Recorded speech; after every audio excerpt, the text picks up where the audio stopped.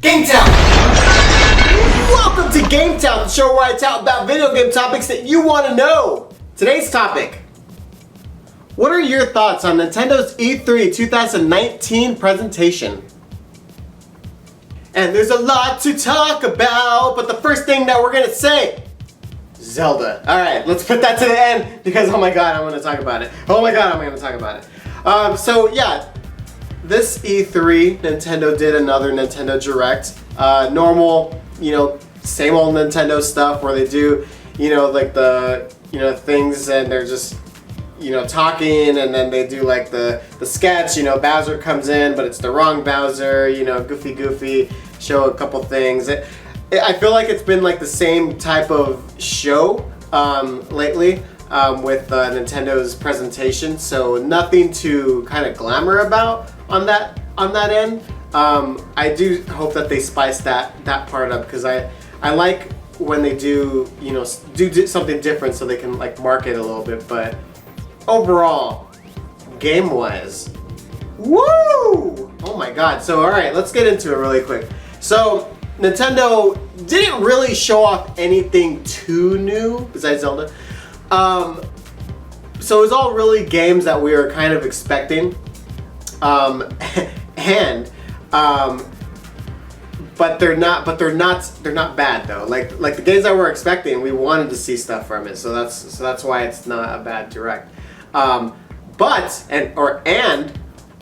got to see some new things that we were basically guessing and hoping for. And it was just wonderful altogether. So yeah, first thing that we're gonna go into, let's see if I can remember from top to bottom. I saw this in the morning, right when it was like showing, and it's after work, so it's been literally almost 10 hours. So let's see if I can remember this. All right, so basically they started off Super Smash Brothers. They showed a new character. It is Hero. It's from the Dragon Quest series, and a lot of people in Japan are probably flipping out right now because that game is particularly very popular in Japan, so everybody's probably just like off the walls on there. I know that in Japan they were basically saying, hey, there's going to be a new character revealed, and they were kind of like hyping up the Japanese crowd, and so this now makes sense on why they were hyping it up over there. Whereas over here, to us, and I'll just skip ahead in the direct, we got Banjo Kazooie! Oh yeah! And like the US fans definitely love Banjo Kazooie. Banjo Kazooie premiered, and I also did a live stream just a little while ago of Banjo Kazooie on a Nintendo 64, and that game, it just fits Nintendo's criteria of everything, and I'm still very angry that Nintendo didn't buy out Rare to get those IPs because Banjo Kazooie was one of my favorites. It's so lovely, such a masterpiece. But yeah, Banjo Kazooie was revealed as a DLC character for Super Smash Brothers for the people that got the season pass. Oh yeah, we did it. We got Banjo. That's all. This is all we ever wanted. I really am excited now that I have Banjo Kazooie. This is gonna be so awesome. So showing it off and everything like that, like the little teaser with the, the duck and the bird again. Like it's just hilarious.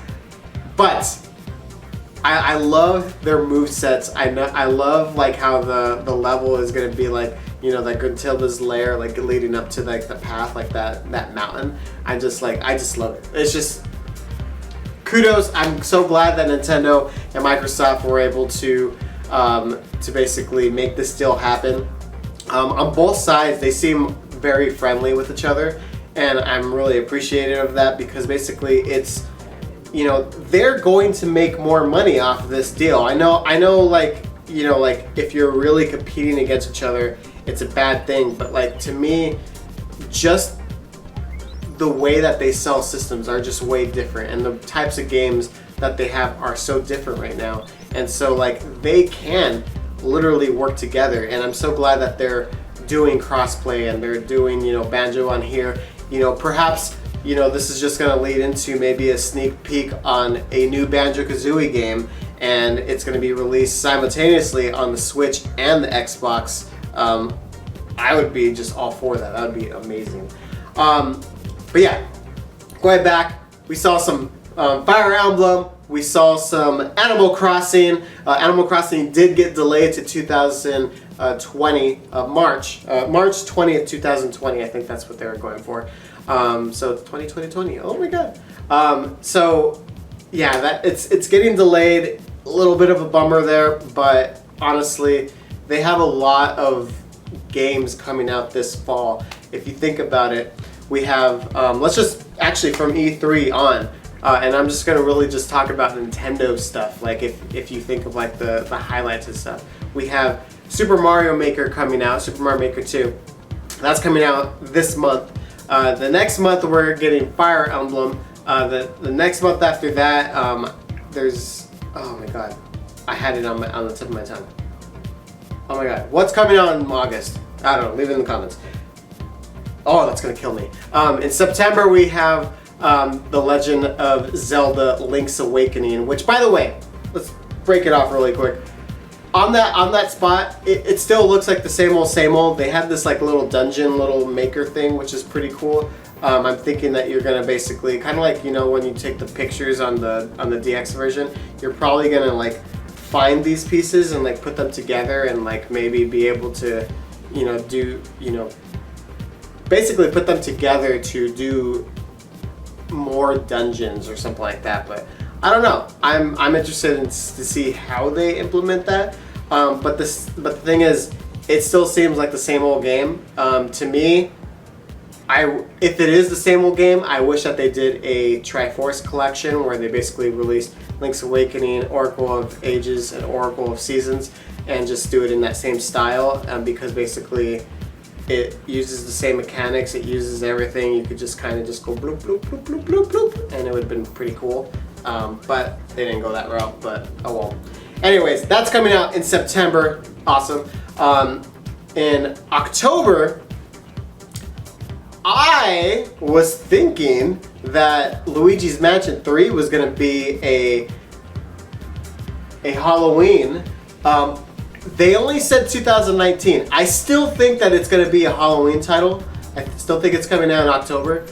But I'm wondering if they're just trying not to cut it too close. Like they're probably adding some last minute things, and they don't know if they're going to make that. So they don't want to put the launch date and then basically have to delay it. So it's either going to be that or it's going to be coming out in November or December. If it comes out in December, it'll be like in the beginning of weeks, because of course those are when all the sales are going on and stuff like that. So like they don't want to miss they don't want to totally miss the holiday. But in November, either way, everybody's gonna be playing Pokemon. So that's what's coming out in November. And so if you don't want to get overshown by Pokemon, release it in a different month. So it's either gonna be in October or December, in my opinion. I don't know. But yeah, look at that. Just straight down the line. Every month we're basically getting a huge Nintendo title. And so literally from the first party, Nintendo, and you have to think about any first party and any other, you know, designer. Like there is no other first party or even third party that makes quality games every month. So for all the people that are complaining like, oh, we want to see more games and stuff like that, if you look, they slotted every single one of them. Every month we're getting something, and they're actually good quality products. So I'm impressed by Nintendo. I like it. So just continue what you're doing, because my goodness, you are doing good, sir. So yeah. I went really off track. So let's just name games that were happening at E3. So we saw like all the indie games and stuff like that. They showed the Cadence of Hyrule and stuff like that. We got, oh, you know what? I didn't even mention Witcher 3 is coming to the Switch. Mario and Sonic is coming out this year. Yeah, there's a lot of content. It was good. Actually, you know what? Might as well just bring this up really quick. while I'm talking. So yeah, so obviously one of the bummers was we didn't get to see Metroid. I didn't think that we were going to see Metroid, but when I looked at people's reactions, everybody was like, why aren't you giving us a little bit of a teaser of Metroid? And I'm like, guys, what the heck are you guys complaining about? Like, they literally just said that they just started redevelopment in January. We're not going to get a teaser trailer. If they did, it's going to be the same thing, like show a logo or, you know, show like some sort of clip art and stuff like that. Like, let them make their thing. In my opinion, we wouldn't have saw anything until at minimum next E3 anyways. So calm your tits. But yeah, okay. So they showed, yeah, we talked about Pokemon. They did a Nintendo Direct specifically for Pokemon on there, so we got a lot of information on there. Luigi's Mansion 3, I really didn't touch on that. So Luigi's Mansion 3, it was actually pretty much what I expected. I thought they were going to change up the story a little bit, but it was basically pretty much as expected. I'm excited for the game. It's really cool that they did like implement like a multiplayer, like a co-op mode, and I think you could do it online. Again, I have to rewatch the E3 presentation, but like to me, it looked like you can play it online. If so, that's pretty awesome. And it's not like you know, one player is a different mode, and then the multiplayer is like is its own separate mode and stuff like that. So you can. It's not going to be like a co-op mode for the entire game, just so that you're not confused. Yeah, so Animal Crossing, it was called New Horizons. My God, I didn't even know it was called that until I just saw that. And yeah, we saw Marvel Ultimate Alliance 3. Not really my type of game, but we did see that. They showed a lot of that. Yeah, it showed all the Dragon Quests. The Trails of Mana and the collection of Mana. Definitely, if you haven't played like the Secret of Mana, just in general, like that game, like if you haven't played that series, it's a pretty good series if you haven't played any, or if you like RPGs, you will like this, trust me. And oh yeah, and Resident Evil. They showed a lot of Resident Evil, and the rest of them are like basically more like indie third-party stuff. But lots of content at E3. I was not disappointed in my opinion. I do wish that we would have saw a little bit more teasers of games that they're still developing, because I like when we get a teaser and we get to guess and we get to go like, oh, well, I wonder what's gonna happen. I wonder what's this and what's that. And really, all that we got was Zelda. But the ones that I think that they should have maybe teased, like to me, they should always tease like at least like 4, like, and I mean like tease, like not like, you know, like big presentation and like do like, you know, like it's coming out in 2021. No, like just a little tease. Like if they would have showed like Bayonetta 3, or like a little snippet of that, or if they would have showed like a little snippet of Star Tropics or Pikmin 4, or you know, whatever game that they're, you know, a new Mario Kart. I don't think that's coming out until next year. Hey, and I'm just saying that right now. Next year they're going to show another Mario Kart. I guarantee it. I guarantee it. New Mario Kart next year. Or they're going to start showing it. Watch it. I'm predicting it now. But yeah, so I like those teasers. In the very first E3 when we saw the Switch, they teased like Yoshi, Metroid, and oh my God, what was the other games? They teased like 4 games, and it's like that is what you do at E3.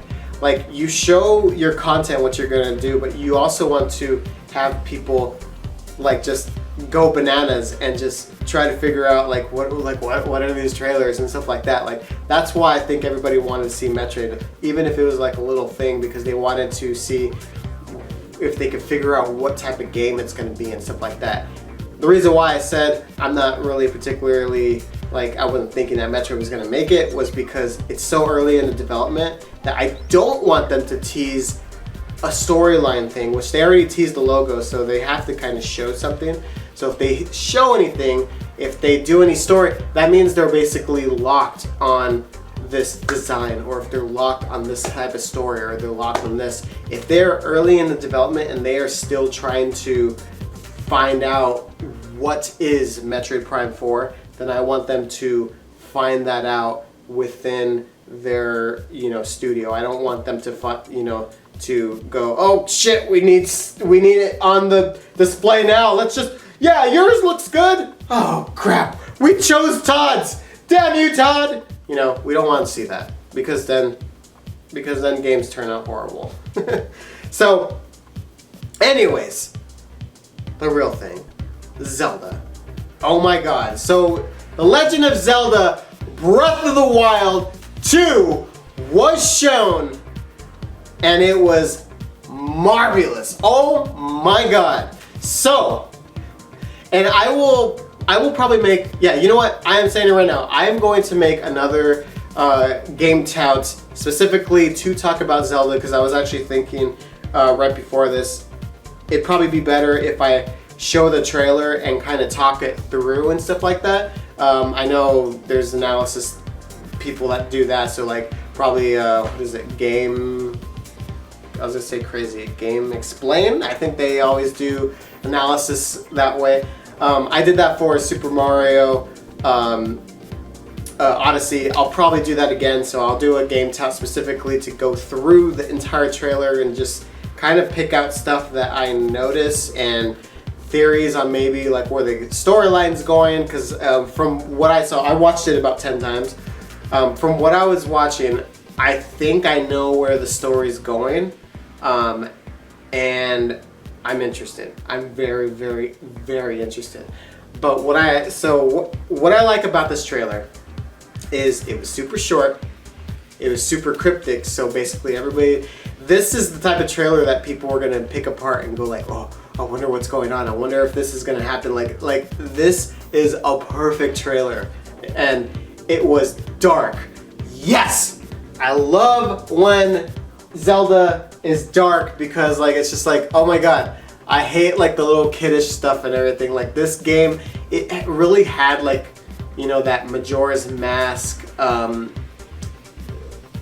Twilight Princess, but like Majora's Mask was more like a dun dun dun dun, like that heartbeat, like throughout that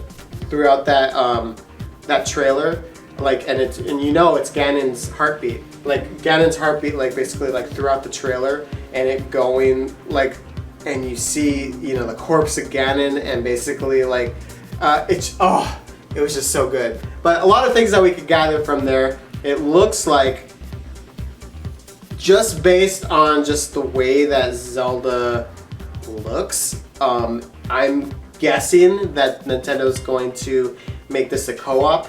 Or maybe not co-op, maybe you're gonna go back and forth between it.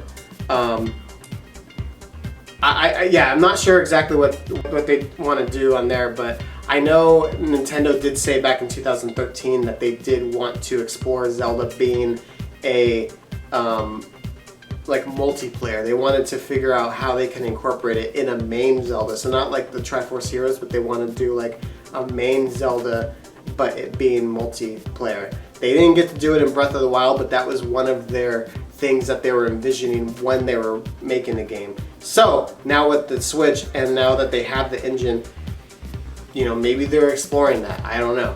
I'm hoping, and it looks like strong possibility, that we will get to play Zelda in this game.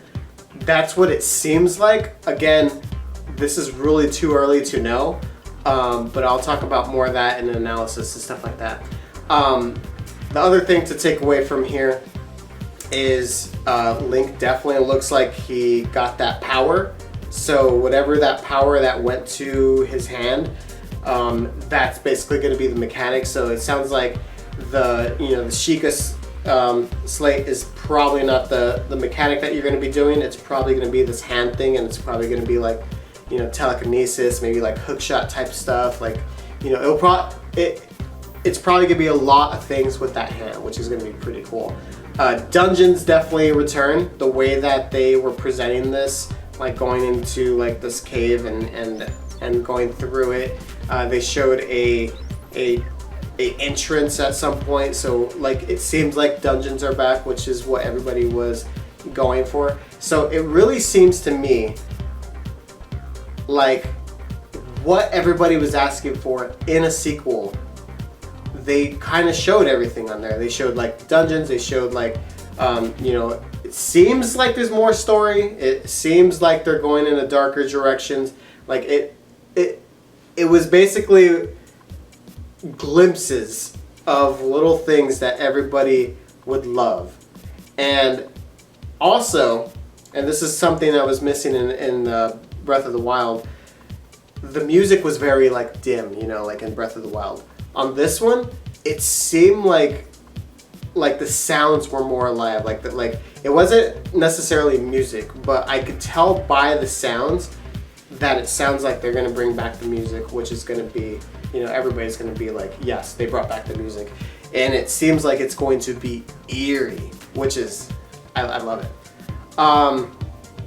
Yeah, no, top to bottom, that trailer, and it basically, you know, at the very end when it shows like Hyrule Castle lifting up, and just the magnitude of just, you know, oh, I forgot to mention the best thing, when Ganon's like face like looks and like you see his eyes like turn red, or like the Calamity portion, just, oh my god, it was just so great. If anything on this trailer, the takeaway that I'm most excited about is that they're using the same engine as Breath of the Wild. That's the part that made me smile the most. It's the part that made me the most excited, was that they're using the same engine. When they made Ocarina of Time, and then in a year's time from development start to when Majora's Mask came out, they only did it in 1 year, and they made Majora's Mask. Majora's Mask was one of the most excellent, thought out games I have ever seen in my life. Like everything just worked in that environment. Like that world was just alive. And it's because they used the same engine. They made the engine of Ocarina of Time, and then within that they were like, now we can build on top of that. You don't necessarily get that when they go from ground up, like, you know, from, you know, Majora's Mask to the Wind Waker. They build that from ground up. Yes, Wind Waker is a great game, but can you imagine if they would have, you know, right after Wind Waker, you know, spent a year or 2 years making a sequel to that game? So basically now they don't have to have development time making a engine. They can just basically go, oh, let's tweak stuff and like build on top of that, and then you focus more on the storyline, you focus more on like the game mechanics on top of that, things that you wish you would have saw in the first game, you know, stuff like that. I like the aspect of this because now you have that engine of like the awesome physics, you know, like the type of like the way Link moves and stuff like that. Keep it all, but now, you know, do this in a different you know, manner. I'm hoping that they don't do the same overworld. That's the one thing I hope they don't do. I hope they maybe do like a darker one, maybe a Dark World or something like that. I don't know what they're gonna do, but, or maybe Hyrule Castle's flying somewhere to the sky, or no, I don't want the sky. To another land, Ganon land. I don't know. But anyways, that's the biggest takeaway that you should get. So basically, they said in an interview that they were working on the next Zelda after the DLC came out. So after the DLC came out, which was the end of 2017, so let's just say in the beginning of 2018, they started working on this game. It has been a year and a half, and, you know, and let's just say Majora's Mask took a year. Now, it's not, you know, it's easier to code that than it is to code something this big nowadays. But we actually may see this Legend of Zelda game in 2020, just based on that. If you stretch that out, it's basically going to be practically 3 years in 2020. So that is actually a launch window right there. So I'm thinking that we may see this fall 2020, or if they want to add everybody and their grandmother into this game and basically like include the kitchen sink and just continue making it, we may see it in 2021 fall. I still think Zelda always falls in the fall, if they want it to be marketable. Yeah, they could do March and stuff like that, but like just holiday season's truly where you usually want to land, so that's where I'm going to kind of bank it. But we saw Breath of the Wild come out in March. It was a launch title, but it came out in March, so I don't know. Well, but it's going to be between there, 2020 of November to 2021 of November. That's my window that I'm doing. Anyways, I've been talking forever. It's probably been a half an hour or so. So I want to thank you guys so much for watching another GameTout. Please leave a comment on anything I spoke about. If you want to debate, if I said something that I offended you, I'm sorry, not sorry. It's my opinions. I don't know. But yeah, leave a comment. I'd like to talk to you about anything that went through at E3. I'll try to make another video about a Zelda analysis, so that we could kind of further go in, because on the top of my head I can't really talk about everything, but I do want to kind of go through what I think the storyline will be, so I'll probably release that maybe tomorrow or in 2 days. We'll see how much time I have for that, but I will be filming it probably right after this video. So thank you guys so much for watching another GameTout. I will see you guys next time. Later. Ow!